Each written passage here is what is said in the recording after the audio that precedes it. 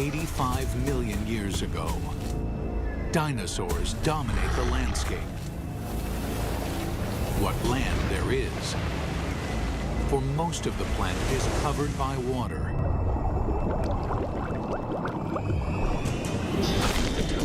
These vast oceans are a cauldron of violence, a world much more dangerous than the land above. This is the brutal world where an ultimate predator is born and bred. This mosasaur was the most dangerous creature in the most dangerous ocean ever. It's 45 feet long. It's the size of a Greyhound bus.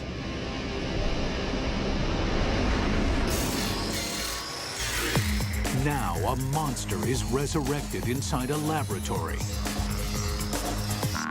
and its killing secrets revealed.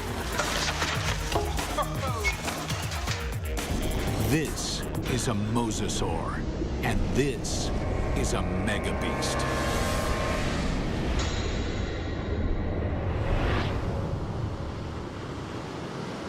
This is mosasaur country. At least it was.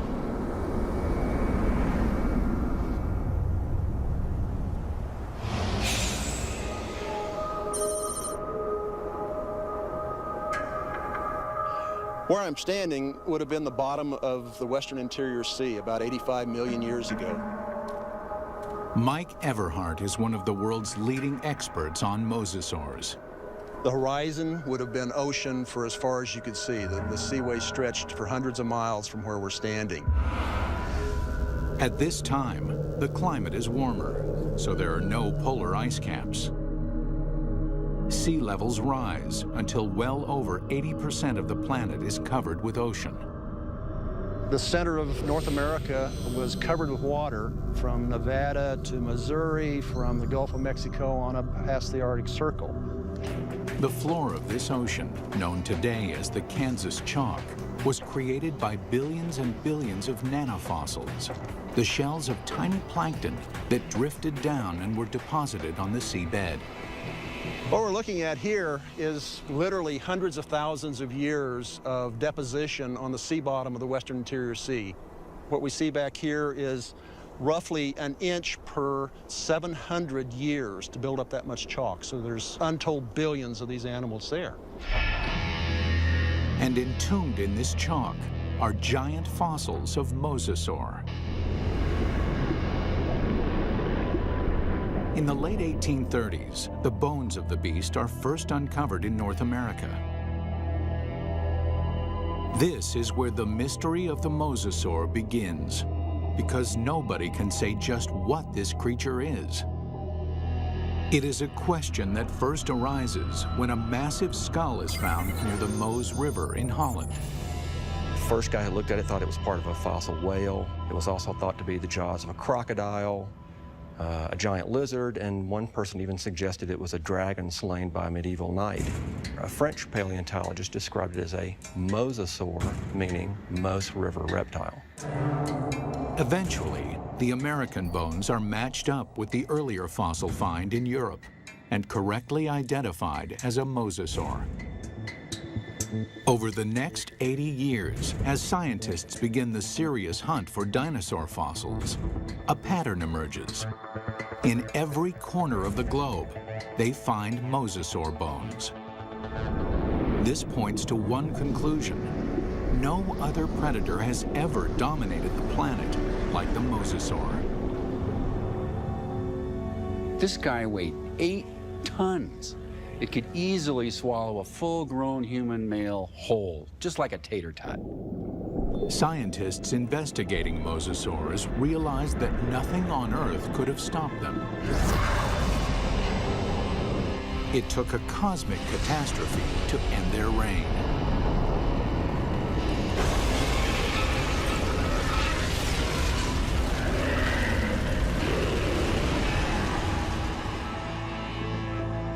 As scientists explore mosasaur evolution, their investigation yields a startling revelation.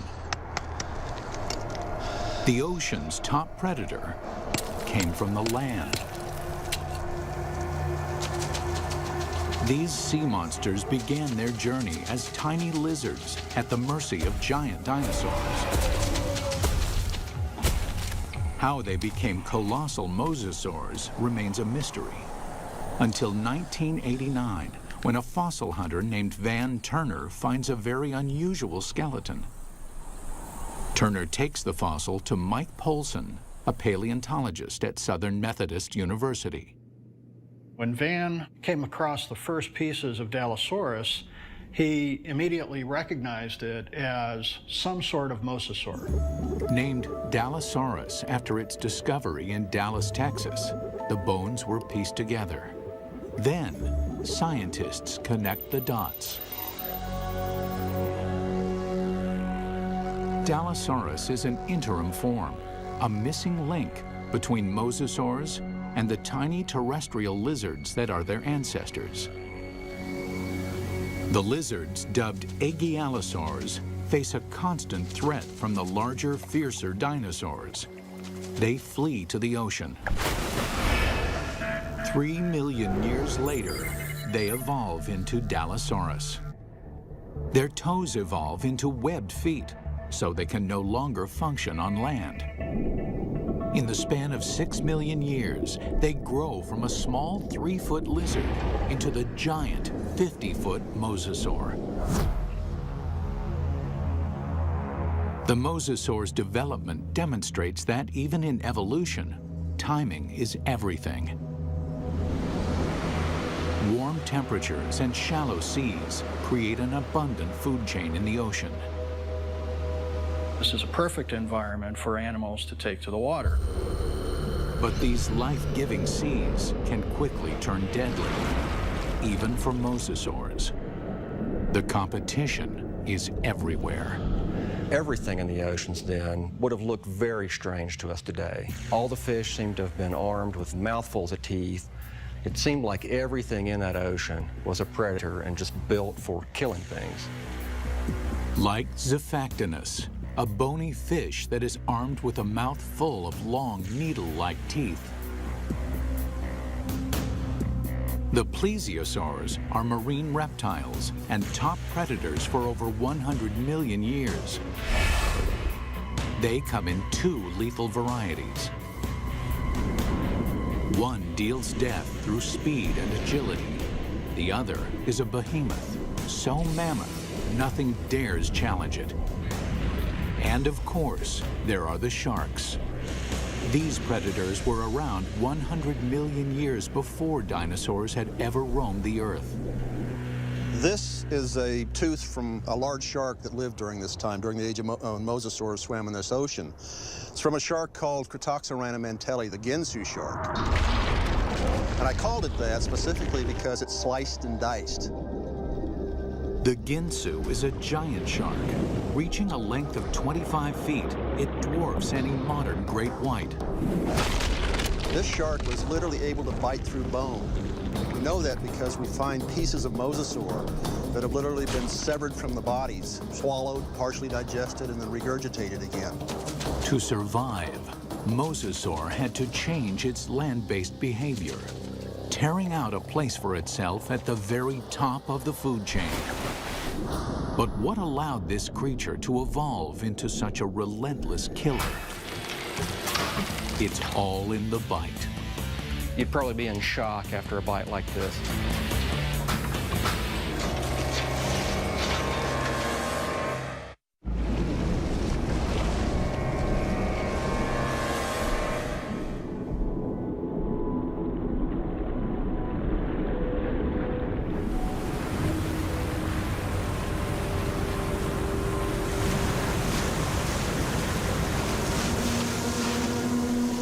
Taking her up!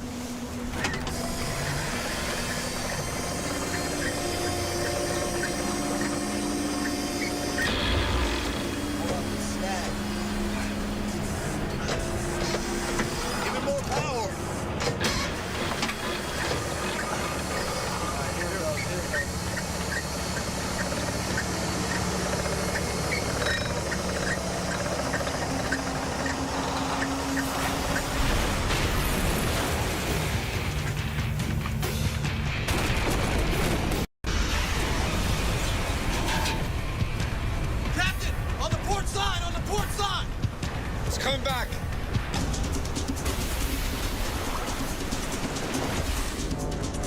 We humans got lucky.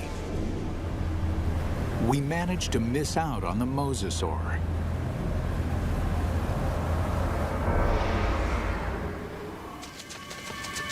"95 million years ago, it is just a small lizard forced to flee into the ocean.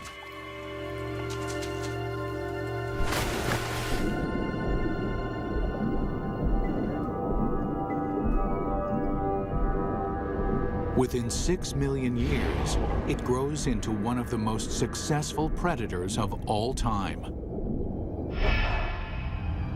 But what made the mosasaur such a monster killer? Millions of years of evolution created a perfect formula for the perfect killer. This is how you make an apex predator. First and foremost, breathing. Like whales, mosasaurs can spend long hours submerged in the sea, but they still have to come up for air. And then there's food. Fish are nutritious, but they're fast and slippery.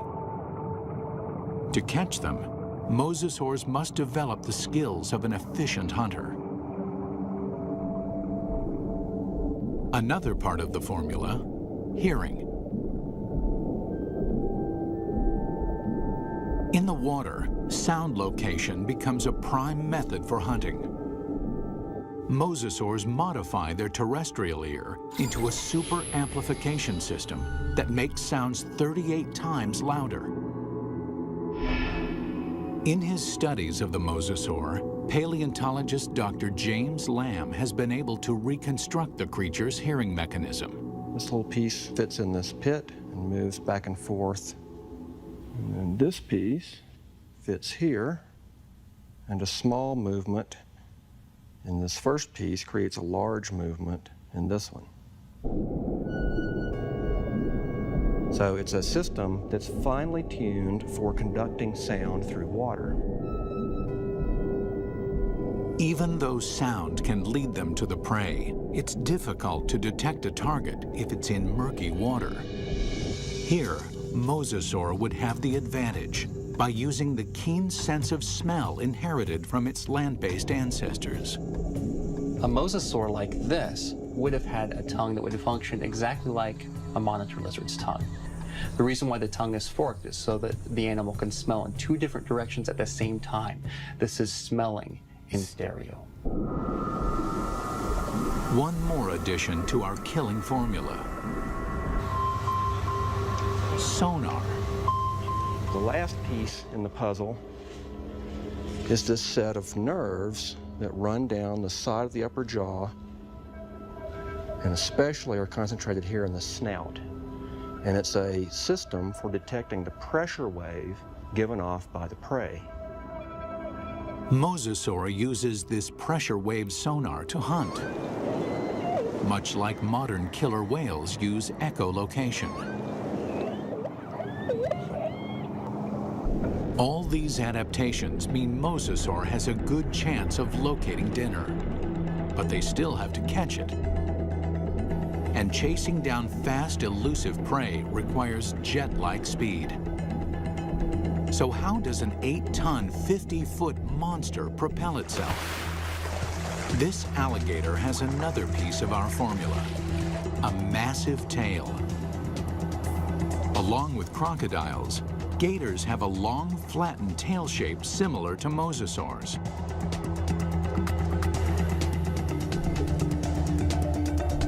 They use the whip-like action of their tails to move quickly through the water. One of the things you notice, first off, when you look at a mosasaur, is fully half the length is the tail.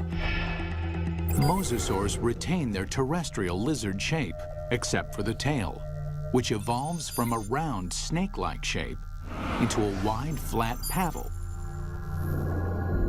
If you look at the vertebra on the tail, they have expanded bony struts top and bottom for the swimming organ that helps them swim. Using modern gators and crocs as a comparison, scientists estimate a mosasaur can reach a top speed of 30 miles an hour. Its whip-like tail is good for quick acceleration, but not sustained high-speed chases. Fish are built to swim fast and far. Mosasaurs won't win a marathon, so they have to strike quickly.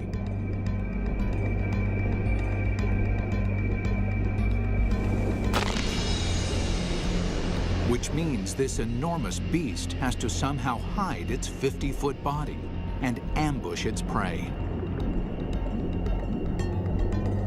Imagine that this animal is sitting on the bottom, takes a deep breath, it just waits there for something to swim by, close enough that it can get that sustained burst of speed to go out and catch it. Speed and surprise are two critical elements. But mosasaurs also need agility. That's where the paddles come in. They propel themselves with the tail, they steer with the paddles. These paddles are short and strong, allowing this long lizard to corner on a dime. Like flaps on an airplane wing, the paddles create drag, which makes them turn. For mosasaurs to be successful underwater, there was one land-based trait they absolutely had to jettison: their sensitive inner ear.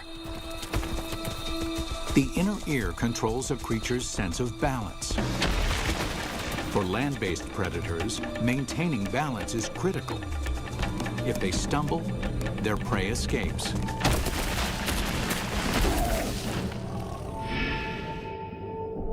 But in water, animals move in every direction, like a gyroscope. An animal with a sensitive inner ear can quickly become dizzy and disoriented. Over the millennia, the mosasaur's inner ear begins to dial down the sensitivity, allowing them to quickly twist and spin with no sickening side effects. These evolutionary refinements created a megabeast. The mosasaur can locate, chase, and catch its prey. But catching is not enough. The mosasaur has to eat. And the way that it eats is something that almost defies imagination. It's a prehistoric creature so vicious, it makes sharks seem cuddly. With jaws like steel, it's large enough to swallow a human in one bite.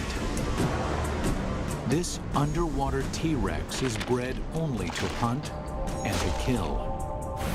And across the oceans of planet Earth, this megabeast rules.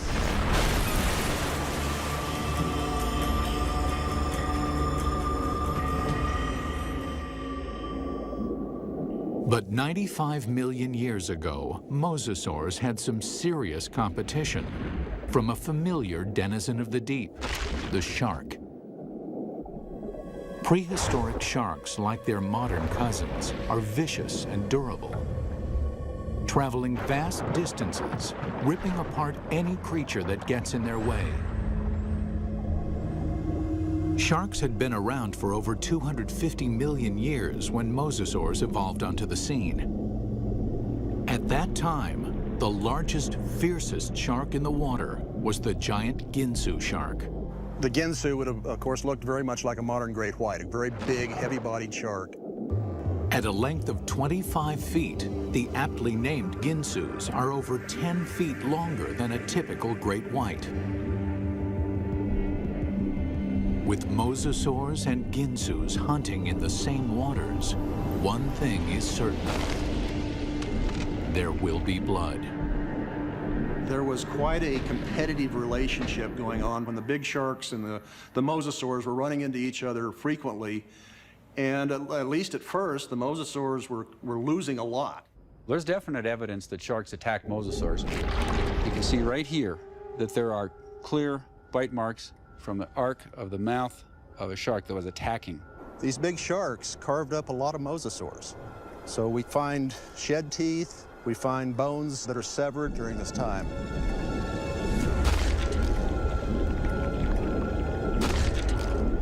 While an adult mosasaur can hold its own against a Ginsu, there are other mosasaurs. Mosasaur couldn't do any of that. So what they've done is to basically make a toothed conveyor belt to help sort of tractor the prey down its throat.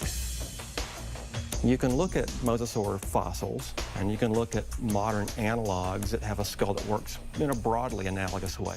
But sometimes building a model tells you something you just can't find out any other way.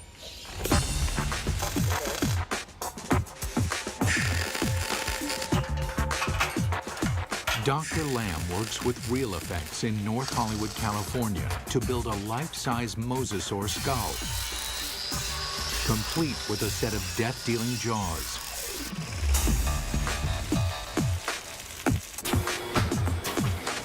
The massive steel jaws are powered by pneumatics instead of muscles and ligaments. Never thought I'd see a steel mosasaur skull, but this is very cool looking. We've got 3 pneumatics. We've got 2 operators to run it, and we've reduced it to 3 basic motions. One set of pneumatics opens and closes the jaws. One set moves it backwards and forwards. And the third set runs the pterygoids in the roof of the mouth. The pterygoids are the Terminator teeth. No other ocean predator has them. A second set of teeth running down the roof of the mouth. These are a truly fiendish adaptation. They actually work independently to move the prey backwards in the throat, and also to hold it still, to pin it down as it opens its mouth for the next bite. Now we see how these jaws worked in deadly concert. The bite, the ratcheting jaw, the Terminator teeth. Test 1. Find out what the mosasaur's first bite would do to any creature unlucky enough to get on the wrong end of these teeth. Mosasaurs had a really big bite. So we've got a piece of foam that would be about the same size as an 8 or 9 foot long shark, or maybe part of the neck of a long neck plesiosaur. We're going to put it sideways in this mosasaur model's mouth and just see exactly what would have happened.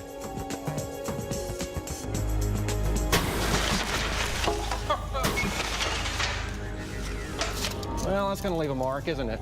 That's a broken neck. I'm pretty convinced that this thing would have probably killed something with the first bite. First time it bit down and ratcheted back like that, the thing's neck is broken. Test 2. Measure the capacity of its bite. Very simply, when our metal mosasaur chomps, how much ersatz meat goes into its mouth? We've got this piece of foam with 4-inch squares painted on it. We're going to feed it to this mosasaur and see how much with each bite this thing would have dragged its prey down its throat.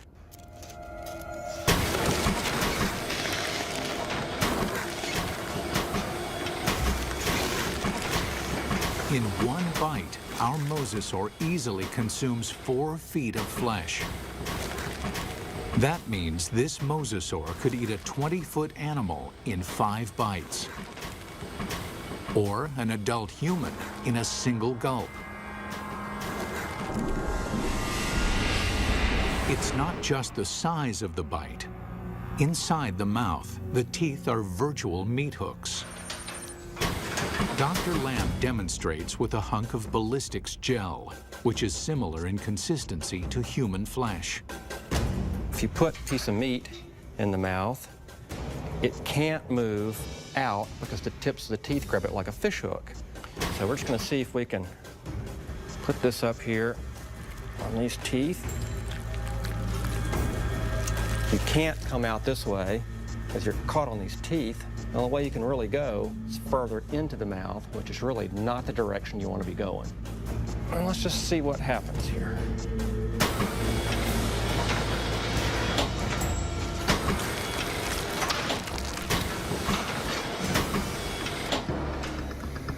Well, I don't think there's any doubt that you wouldn't want to be a swimmer in a late Cretaceous ocean. You can actually see tooth marks where it just cut right through about 10 pounds of flesh like it was just butter. That would be nasty. The only good thing about this is that you'd probably be in shock after a bite like this. Maybe you wouldn't feel the rest of it. Final test. How the jaws perform eating simulated live prey. The first fish is immediately trapped on the barb-like teeth. And the rest? Well, straight down the old mosasaur hatch.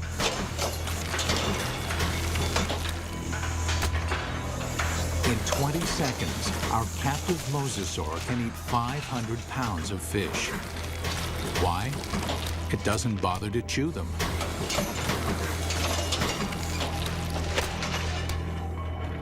There's a rapidly vanishing cloud of red and a few scales, and that's all that's left of it. For dessert, they test an item that mosasaur never had the opportunity to eat.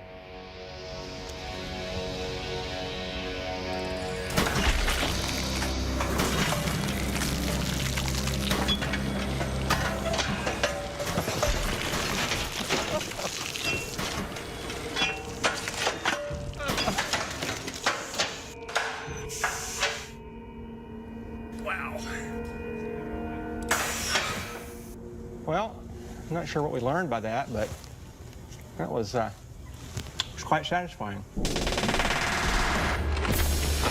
It's abundantly clear why mosasaur is the ultimate success story of evolution, growing from a 3-foot lizard into an alpha predator.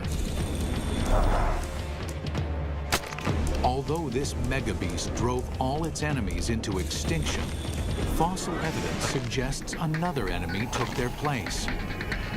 And this enemy is something the mosasaur has never seen before.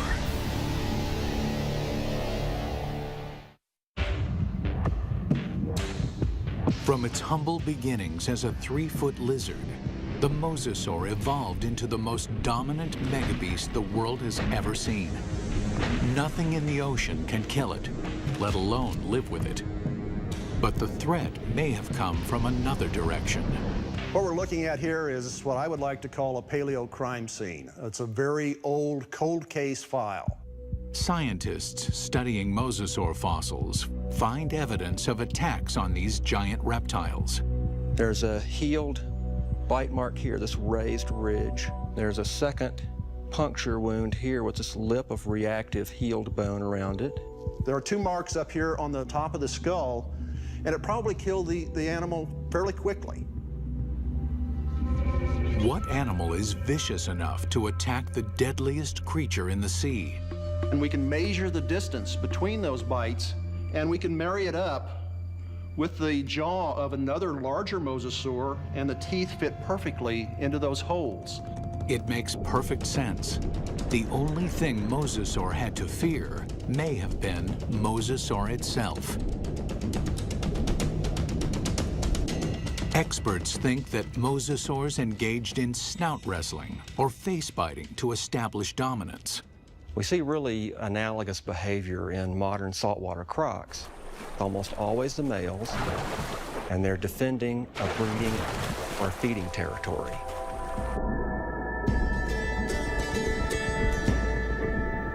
A mosasaur battle unfolds like a bizarre undersea ballet.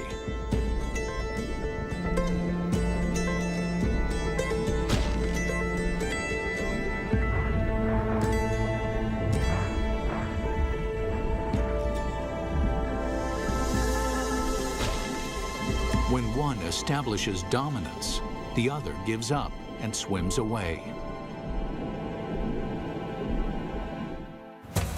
This type of competition is common animal behavior. But scientists uncover something shocking in this particular set of fossils.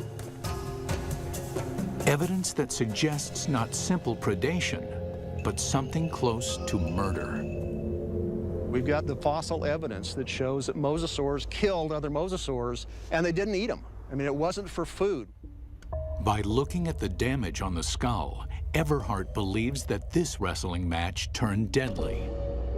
The fossil evidence shows the dominant mosasaur clamps down on his opponent's skull. And as the skull of the mosasaur rolled to the side, these teeth pulled out and left these big drag marks across the bone, very deep wounds. Not only is the skull crushed, but evidence suggests the killer then broke the victim's neck. We found the neck laying off like this at a 45-degree angle to the skull, indicating that it's probably broken right up here next to the brain case. Not even great white sharks or saltwater crocs deliberately kill their own kind.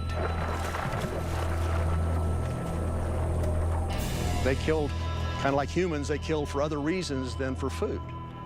And mosasaurs were different in that regard. We don't see that in very many other animal groups. Still, scientists believe this gladiator-like behavior would not have caused the mosasaur to go extinct. In point of fact, they seem to thrive on violence. 70 million years ago, with no other competition in sight, mosasaurs continued to evolve, becoming even more diverse. There's well over 50 species of mosasaurs. They began moving from the ocean into freshwater, seeking prey in swamps, estuaries, and rivers. Nothing on Earth could have stopped these megabeasts. Nothing on Earth, that is. It took a 6-mile-wide chunk of rock that slammed into the Earth 65 million years ago to end the reign of the mosasaur.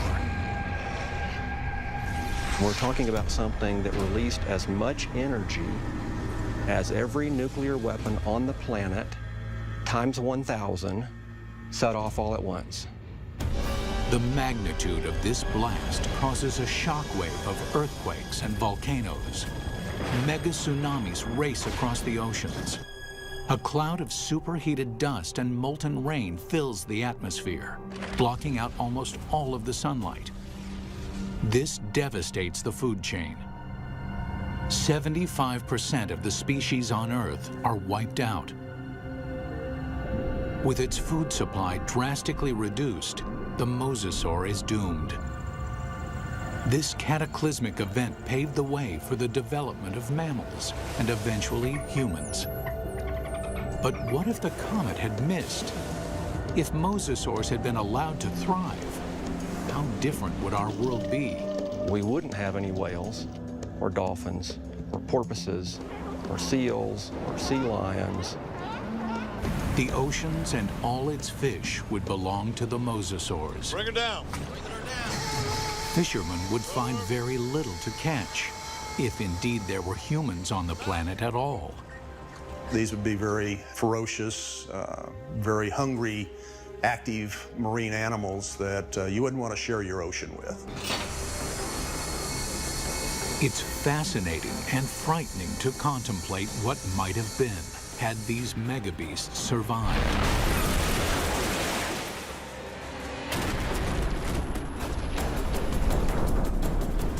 The oceans of the world patrolled by these giant killing machines, 50 feet long, with jaws the size of T-Rex.